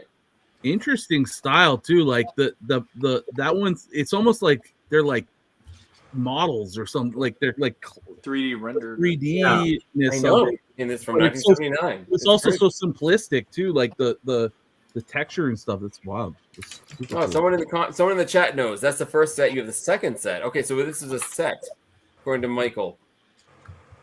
Wow. Interesting. So this one here is, I don't know, but this looks so familiar to me. This is Savage Land. Oh man, that's cool. Isn't it cool? Yeah, it's a set of 4 superhero portfolio prints from 1980. There you go. I feel like I have seen that first print in like a classic X-Men or something. I've seen it somewhere, but I can't recall. But all these rest of these I have never seen. So this one's dope. So this one here, right? So this is that Fastener and Larson, 1980. Of course, I love it because Nightcrawler's tail is like bisecting the fight, and look at Magneto. Look at him. That artwork on that one reminds me of Kirby. No, there's this. There's this Brazilian artist that actually John and Justin did a commission for their Omni X-Men last year named Tony Silas. And he has this really interesting like shading technique, and that reminds me of that a little bit. It's a little more detailed, but that is really cool. Holy. Right? So I mean, guys, never seen these before. I was blown away. But I told you he had a poster, a separate tube, in addition to this, like literally a package this big, and you know what was in it? Oh boy! Oh, nice. The chrome. This is from 1995, all chrome, baby, all chrome. For those of us that collected in the 90s, this chrome and foil, we had to have it. Look at this beauty. No way. The Archangel in his red costume too. Yeah, that's awesome. Sweet. Dude. Wow. I can't even get it all in frame, but obviously I was completely blown away by this. Super it's cool. It's like a chromium poster print. It's like a chromium print. It's the exact cover from the what is it, Omega or Prime? X-Men Prime, after the Prime. It's from Prime, yeah. But it's 100% chrome poster. So I gotta hang it up, obviously. I'm not doing it justice with the glare, but obviously I was very pleased because it takes a lot to surprise me, and I hadn't seen any of those at all. And I was hoping you guys knew more about these. I was just filming before the show, like my next week's video, and I even said next. I haven't looked these up, so thank you guys for giving me some info. But like these are like some of the coolest X-Men things I've seen in a long time. So Michael's saying the second set has a Wolverine solo, a Jean Grey solo, a Danger Room scene, and an X-Men versus Alpha Flight. Now I know what I'm adding to my wish list. It's like we all are like writing stuff down on our list. And they're in perfect shape too. So a huge thank you. I don't think he's watching, but if he is, Jeff from he's actually he's on IG and YouTube. He started his own YouTube channel after talking to Tyler from Pockets Full of Comics. So Tyler talked him to starting it. It's Outer World Comics. So you guys get him up. I feel like I've heard that before. Nice. Well, look up Outer World. It looks like Chris is back. Chris, you ready to step in? I just bought a collection this week, and this guy had those. He had these. Oh, look at that! There you go. Wow. That's the second set. Speak of the devil, and he shall appear. What are the odds of that? I know. It was like, "Do you want these?" I'm like, "Sure." And then he had these. I don't know if he had. Holy cow! Yeah, he had all the Spider-Man ones. They They don't look as big as Mike's. Are you keeping those, Chris? I'm not. Okay, we should chat. All right. Cool. Dibs. Dibs. Hold on, put that one back up. I did miss that one last time. Yeah. Let's take a good look at these. Actually, the Spider-Man ones I'll leave to the Spider-Man fans, but oh wow. Oh yeah. That's cool. These are not mine. Man. So cool, man. It looks incomplete. He didn't have the other. Oh. He didn't have these three. So cool. Yeah, that's cool. Mike was saying that. And I was like, I think I just bought these this week. Donko? I kind of already blew my That's load. I showed you what I. So ironic that you have those too. That's cool. Yeah, that was kind of weird. Hey, I had somebody send me something or last week too. I posted on my Instagram. I bought some books for C2E2 from a buddy of mine, and he threw in this sketch that was a total surprise to me. He drew. Love it. I need that on a shirt. Oh yeah, that's cool. I'm working on it. I got some stickers, but Number 3. Chris, what was the winning vote you put on Instagram? You had 3 different versions. Which one was the winning one? This is the full color. So I like the colorful cheese only was my favorite one. That's the one I like that one too. Me too, Mike. So we got that one though. So that was cool of him to do. And now I'm going to be commissioning more art. And we're going to be combining Cheese and Heroes, and that's going to be a forever series until I'm dead. Okay. The other stuff that I got that was fun was I got some more from my X-Men 1 collection. We got a Lego Magneto here, you know, found that for a couple bucks. I was like, gotta have that. There was, I don't know if you guys like that, the Shattered. I think you guys saw Shattered at Terrificon. Yeah. Got his Magneto there that he signed. Chris, did you get the 3D one that came out like 2 weeks ago? No, I didn't know about that. Yeah, there's a 3D #1 that came out. Yeah, great. Thanks for stopping. I got this. This is the Keepsake collection. I don't know if you guys remember these. It comes with like print. It's nice limited printing of only 5,000. And there's like prints and stuff in there from Jim Lee's X-Men stuff. And then I got a parody cover, X-Cons. And, you know, Wolverine's got tomatoes on them and stuff. Oh, my God. Cyclops' legs are so thin. Yeah, isn't that funny? And Iceman is a snowman. So you got to have that.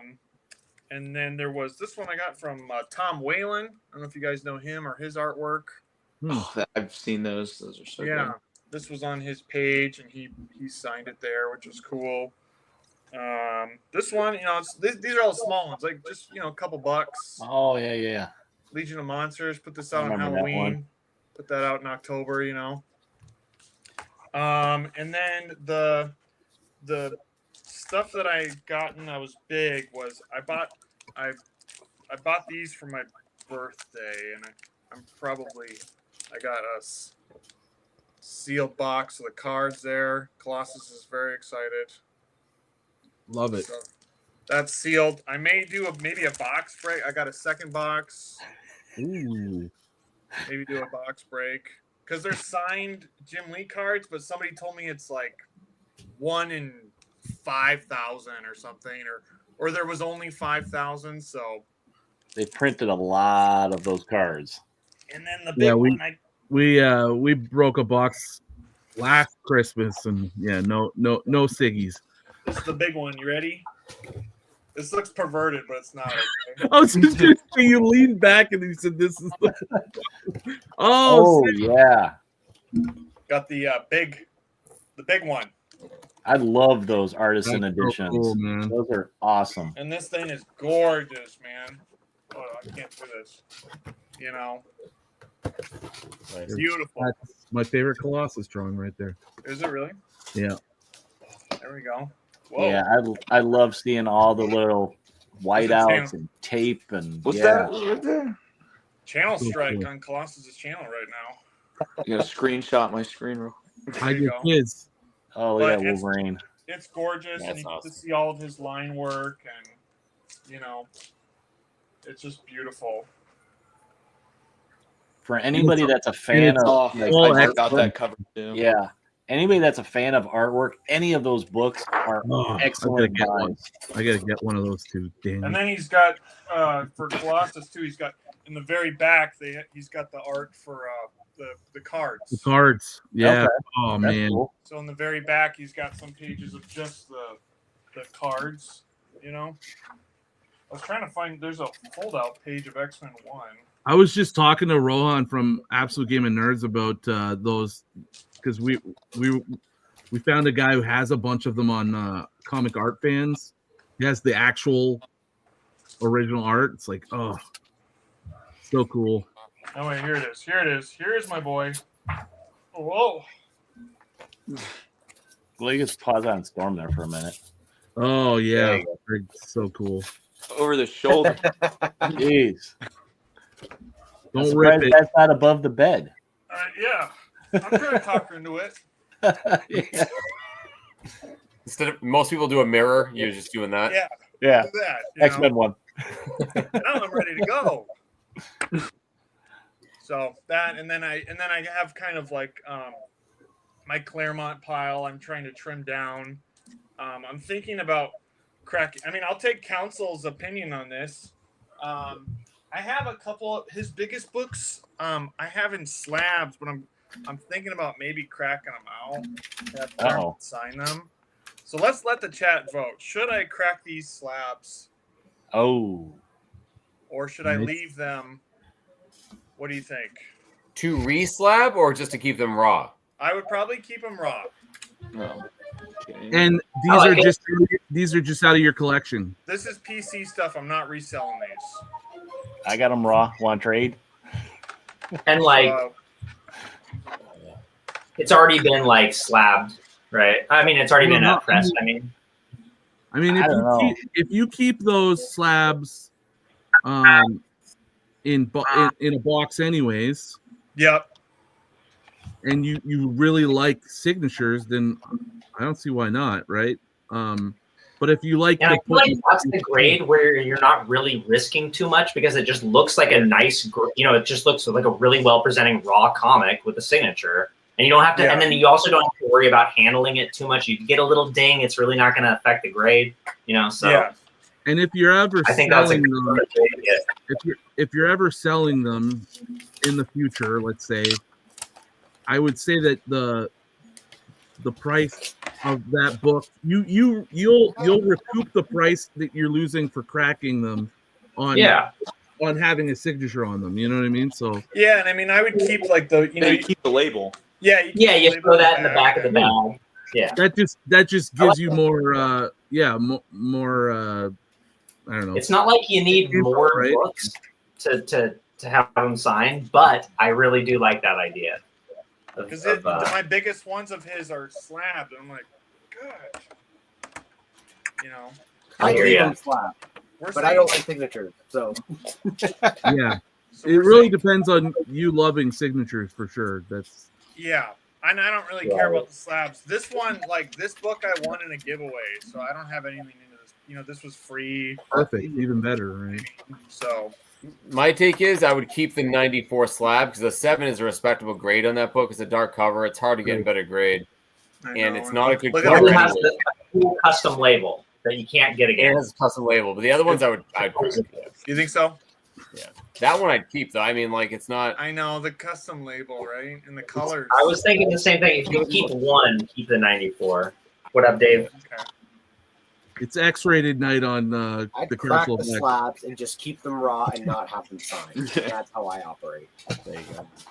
Hipster. Well, thank you. No, thank you. You're welcome. So I said I had one more book, and that is this one. Hello. Scratched off X-Men 3.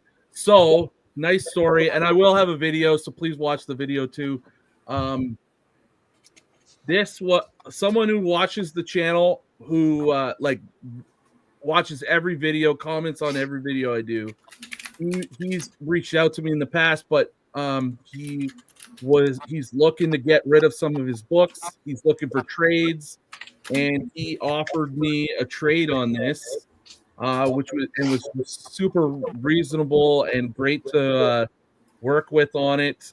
Shout out to Jonathan, and he sent me the book, and happy to have it. I traded him four books. The most notable was a 9/6 First Apocalypse, X Factor 6, and then a few raw books, silver raw books. But yeah. So knocked off another big one on my 1 to 300 journey. Great job. Nice, dude. Yeah, so excited to have that. And I told you guys, like, I haven't been buying much for like the last 2 months or so.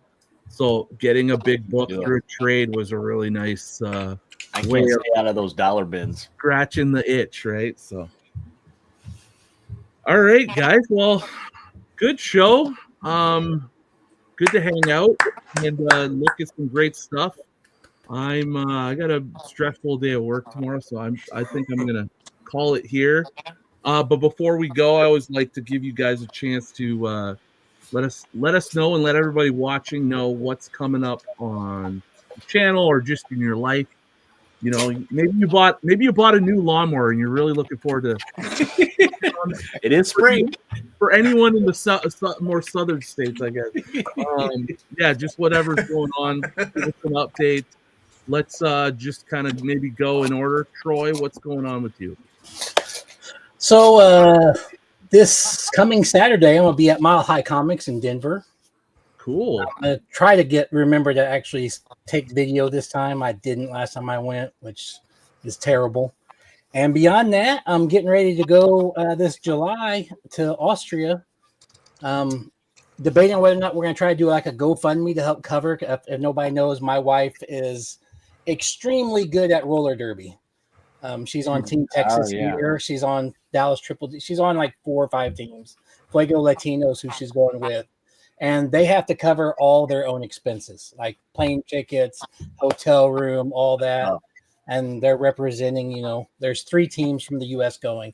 There's Team USA, Fuego Latino, and then there's another team. I can't remember what it is. So kind of cool, kind of big. So other than that, those are the only things really going on with me. That's cool though. Great trip. Austria's awesome. I mean, I've never looks like a place to live. Sweet, man. Well, I hope you have a great time.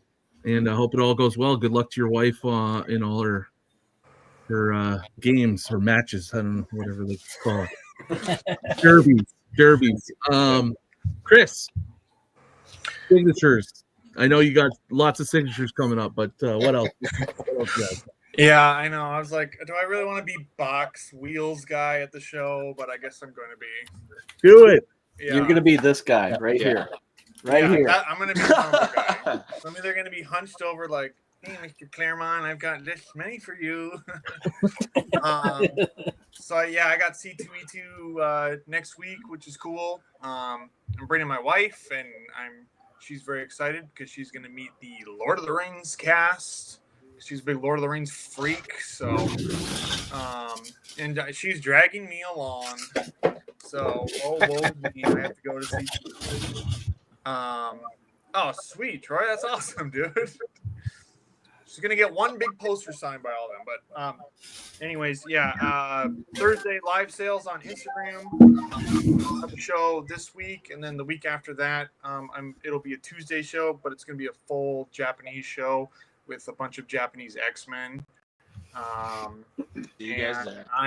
Right now, I'm 4 followers away from hitting 10K on Instagram. So nice. 4. Follow them. Instagram, Cheddar Comics. If I talk about it, people unfollow me. So that's been the trend. So I'm not talking about it. Yeah. So that's it. Awesome, man. Derek. Yeah, what do I going on? I got that video about Airboy comics coming out on the 11th. And again, I'm on my road to 1,000 subscribers. So if you are subscribed to the channel, I will be having a giveaway for this X-Men number 109. I'll have a video out about the giveaway in a couple of days. I was going to release a video tomorrow, but it's April Fool's Day tomorrow. I don't want people to think like I'm pulling their chain. So on Wednesday, the video will be released. And that's it. That's a good call. Eric, what's going on?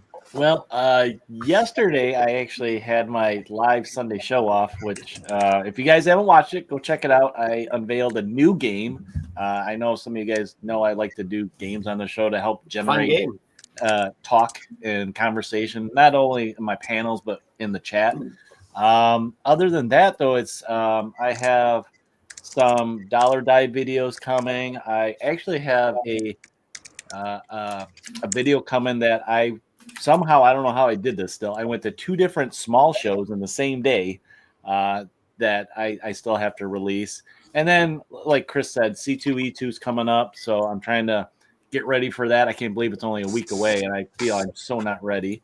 And then after that, Heroes Con too. Looking forward to that in the summer. So It's coming fast, man. All of a sudden, I can't believe I'm gonna be in Chicago at a con in a week. I'm so not ready. Maybe next year I'm gonna come down to Chicago. And there you go. Because I love Chicago. I live there. That's definitely on my list of places to go sooner rather than later. Definitely. All right, Mike. Always something happening on Lunch Money. Well, so I had a video come out today. Here's the spoiler alert. I did go down to the New York, New Jersey area and pick up this thing here. Even if you know what I got is a big book, it's definitely worth checking out. And judging by how it's doing, I should always go down to New York, New Jersey. If you guys want to have a good video, people just see New York, they flip out. It's a really cool area to go and hunt comic books. I'll have to go again, but the video's up today. It was an awesome show. And this upcoming weekend is another big show. I have to go up to Concord, New Hampshire, which is the Little Giant old school comic show. Tons of names there. You got Steranko, we mentioned earlier, Jim Shooter, Michelini, Bagley, I think, Milgram. They're all going to be there again. I love going to that show. So, yeah, it's definitely comic show season now, but I'm mostly excited because flea market season's coming back to New England as soon as that stupid gets warm enough to go outside. So I'm really excited for that because after buying a big book like this, I don't want to spend a lot of money. So I'm excited for the flea markets. But yeah, stay tuned for those videos. Awesome. Haden? Yep. So I'm doing the inverse Dan. I'm actually getting more active on Instagram opposed to the YouTube. So I've been this works a little bit better for the schedule. A lot easier to edit. It's more user friendly than going on third-party software and editing and all that stuff. So, Next Generation Collector on Instagram. But besides that, the new endeavor, new adventure has been selling on Whatnot, which is definitely something. So, I've been just doing that here and there. I usually do it right after fellow council member Sasquatch Comicx. He does shows on Sunday. I try to do it right after his. Just nice. Yep, just buying just a little arbitrage to fund the hobby. Sunday's the worst day for me. It's Sunday mornings and stuff. I just can't do. That's the only time of the week where I could never get on a sale. So if you don't see me in there, I apologize. It's not a good time for me. Yeah, Hayden, you had posted like you unboxing a comic. I don't know if you posted that today, but I had watched it today, and then I saw all these other boxes. Yeah, that was all the stuff. I was like, "Holy shit! Did he get all of those?" No. Like, but then I remembered that you're doing Whatnot now, so I was like, "That must be it." Yeah. Yes, that's what that was. I realized that after I was editing, I'm like, "Oh wow, this makes it look like the casual part seemed pretty degenerate there." Yeah, but it's going really well. It looks like because you're packaging up a lot of books, so that's pretty awesome. Yeah, I mean, it's going well enough. I need to start tracking better how much I've been spending on stuff that I sell. Maybe that's how you'll determine how well you're doing. Yeah. I was tracking really well my first two shows, and then I've just kind of been like, I think I bought it for this much, and then I'm like, these guys, I'll give them a deal. Yeah. The act of buying the books and then selling them is more fun than I guess making all the money. I guess. Yeah, it is really fun to do that. Yeah. For me, still unemployed, baby, living the dream. And no, I'm still looking for the right job, but in the meantime, it's given me a lot of time to really focus on gearing down my collection into what I want it to be and kind of selling off the rest of those things. So I just kind of had been focusing on that. And then, set some money aside for Heroes Con. That's like the big goal of mine this year. So can't wait to see you guys there. And can't wait to be with you there, man. It's gonna be great to be with you. Mm-hmm. I wish. Yeah, dude. Hey, now, yeah. We'll happen. The 1 month a year that I have plans. Oh, that's too bad. And it's in your neck of the woods, well, sort of. But I grew up in North Carolina, so I mean, it's in that area. Really stinks. Life, man. As far as me and the channel, I have been delinquent on content for well over a month now. I actually recently started a new job full time, and it's been busy and hard to. I've been literally sitting on. I've already filmed like a couple videos that I've just been sitting on for weeks. waiting to get edited, but stuff just keeps popping up and I haven't gotten to it. So I'm hoping that the end of the week I'm going to have a video out, and then I'll probably have another one following the next week, if all goes well.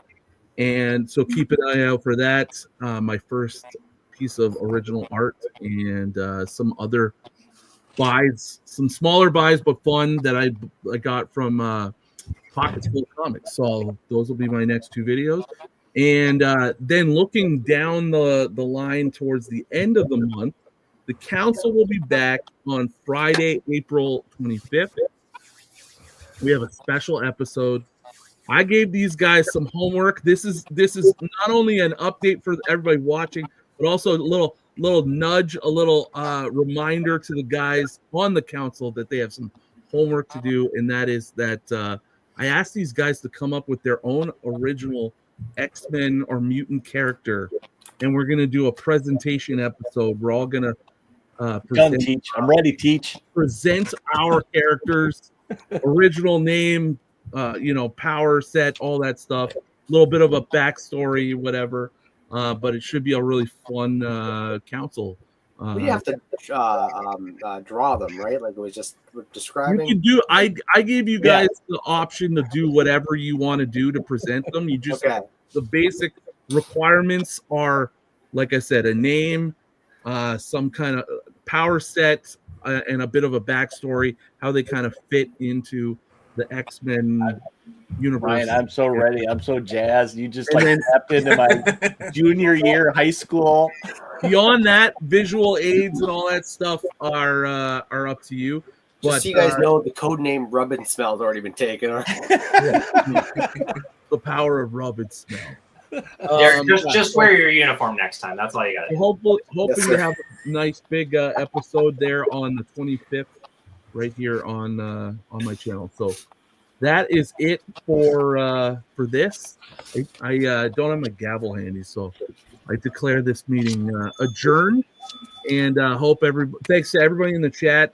Everybody's been great tonight, hanging out, and to you guys coming on, always appreciate it. And we'll see you guys soon. Have a good rest of your week.